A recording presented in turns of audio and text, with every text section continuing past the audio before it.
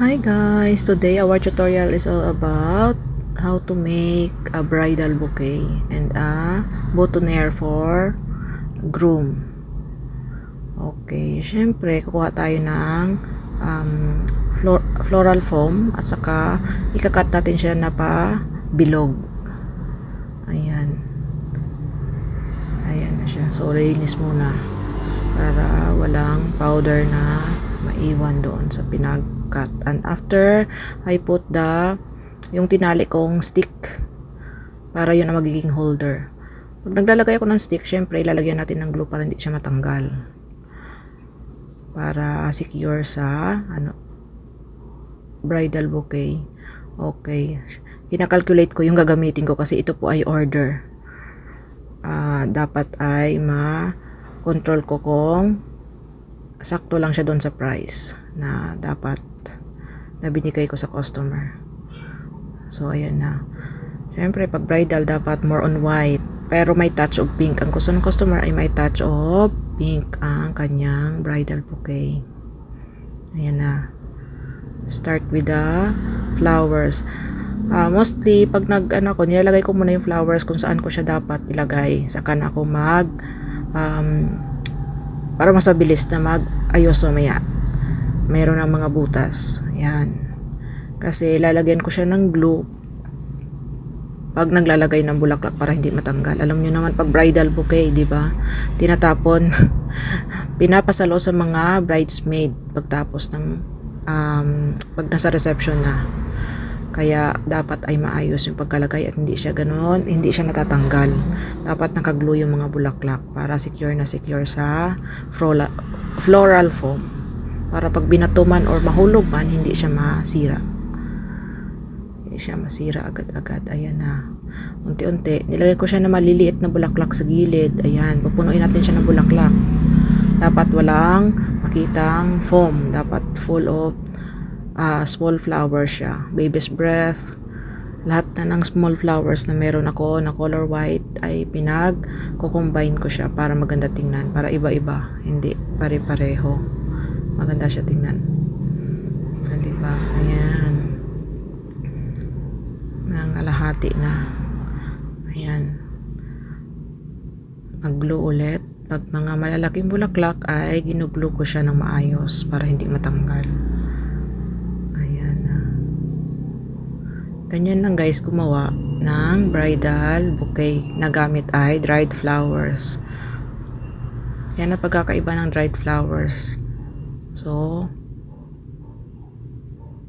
ginugupit ko siya. Naka-ready na yan. Ni-ready ko na kanina. Nagupit na ako ng mga small flowers para ilalagay ko na lang din siya.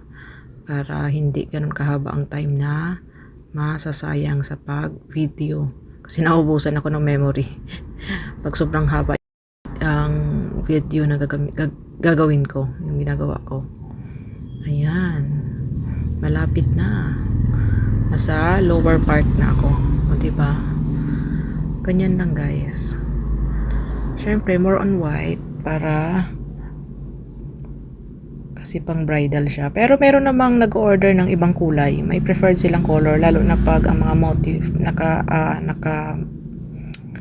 syempre pareho doon sa motif kung anong meron sila. Ganon. Pero mostly white ang mga orders ng bridal bouquet. Ayan na. So, nilagyan ko na siya doon sa ilalim ng parang dahon-dahon. At pupunuin ko na rin siya sa ilalim. Para walang makitang floral foam. Puno siya ng bulaklak. Paikot. Ayan. Matatapos na. Ayan na. Konting-konti na lang yan guys.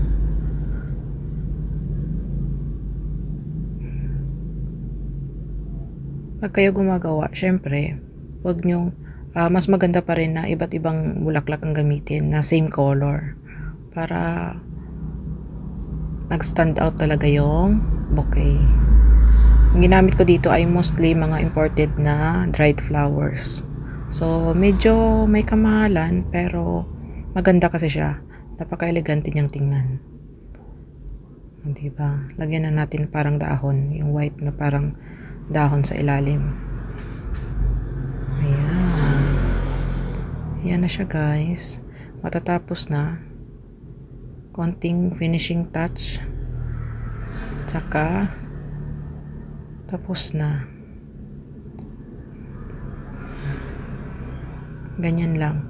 Dapat talaga pag gumagawa kayo, i-cut nyo na para hindi ganun kakalat. Kasi pag magka-cut pa kayo, ang dami mga stem na kakalat. So yan, konti lang. Nakita nyo, konti lang ang kalat ko kasi lahat halos ay ginamit ko. Yung mga nakat na nilagay ko ay ginamit ko talaga siya. Para mabilis gumawa. Kasi pag nagka-cut ka pa at maghanap ka pa ng kinat mo, medyo matagal. Ayan, dapat naka-ready. Ayan na siya guys. Tapos na. Ayan. Ngayon, nilagyan ko siya yan ng ribbon, yung hawakan. Yung holder niya, nilagyan ko siya paikot ng ribbon na white. Para maayos at saka tinalian ko siya ng ribbon. O, diba? Ganyan lang. Pag gumawa ng bouquet, mabilis lang naman siya guys. Hindi naman siya ganoon kahirap. Ayan na siya. O, diba? Yan na yung gawa ko. That's the finished product. O, may boutonniere pa para sa groom. Para match sila doon sa bridal bouquet. Dapat same ang flower na ginamit. Ayan na. That's it guys. Diba? Thank you for watching. Hope you learn from my video. Thank you.